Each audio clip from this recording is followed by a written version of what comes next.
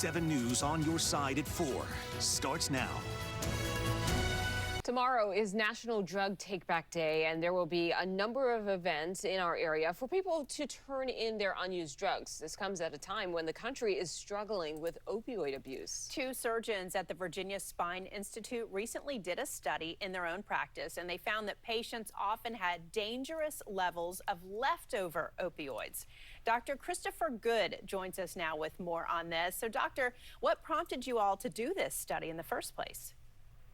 Well, I thanks for having me on today. You know, we all watch the news. I have, friends who've lost kids to this opioid epidemic. It really is a huge issue. And if you look at DC and if you look at West Virginia right around us, there's some of the states that are having the biggest issue. And so we really wanted to look at the prescription medicines we're using. And we all know the synthetic opioids like fentanyl are where the largest number of deaths are happening, but prescription pills are another big concern, and we wanted to make sure we were doing our part. So talk to us about some of the potential hazards of keeping these drugs in the home. Well, we know one path is someone has a surgery, these medicines are sitting around in the medicine cabinet, and who knows who's in the house. But a simple misuse or someone recreationally taking this could be one gateway to then getting on the meds, getting addicted. And then, we know now fentanyl and heroin and these kind of things. And so we want to make sure if people are having elective surgery, we want them to have good pain control. We don't want people to suffer, but we also want to make sure that once they're recovered from the surgery, we're getting them off these medicines and we're getting rid of the medicines so they're not sitting around in a place where they might be misused. So I know tomorrow's the big, thing that gets all the attention, the Drug Take Back Day. But what can people do if they have these unused prescriptions any other day of the year? What's your suggestion for that? Well, obviously it gets on the news once a year and there's this big event, but the reality is this is a year-round thing. So we want people to know that you can go to the DEA webpage. There are lots of pharmacies. Obviously tomorrow with Drug Take Back Day happening, if you have these medicines sitting around after a surgery, there are ways to dispose of them properly. Not all of them can just be, put down the sink or flushed in the toilet.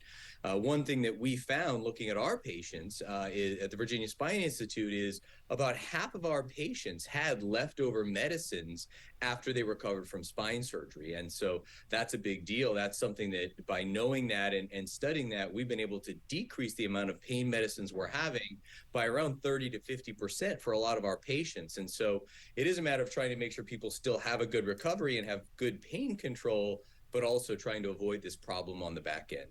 And doctor, what can people and other doctors do to lower a patient's chance of abusing their pain prescriptions after surgery? So that's another study that we've recently presented.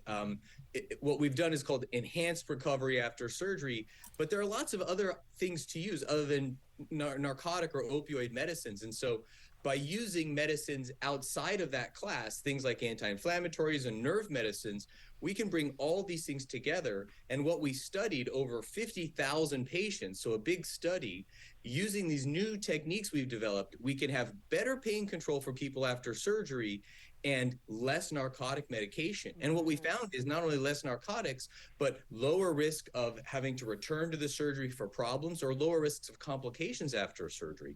So if you're having surgery, you want to be using these new techniques so you get great pain control, but less of the narcotic medication along the way. And really, that's something that we're in fact, I just got emailed by 2 doctors across the country recently. They want to start using these techniques, and we're trying to bring this out to hospitals all around the U.S. to offer this to patients I'll never even meet, hopefully. And finally, doctor, it's a simple question, but we have this Drug Take Back Day. You mentioned, flushing the drugs down the toilet. Is there a reason people should not just throw these medications in the trash? Well, one is where do they end up? And some of them do have long lifetimes. And if they end up in the water supply, there can be some downsides for our community. And so it's pretty simple. If you have a medicine, just go to the DEA webpage, look it up, and they can tell you exactly what to do with it so you know you're being safe. But definitely having it sitting around in your medicine cabinet while kids or other people may be in your house is definitely not the right path. Well, Dr. Good, we thank you so much for shining a light on this very important topic for us this evening. Thank you for joining us. Thank you so much.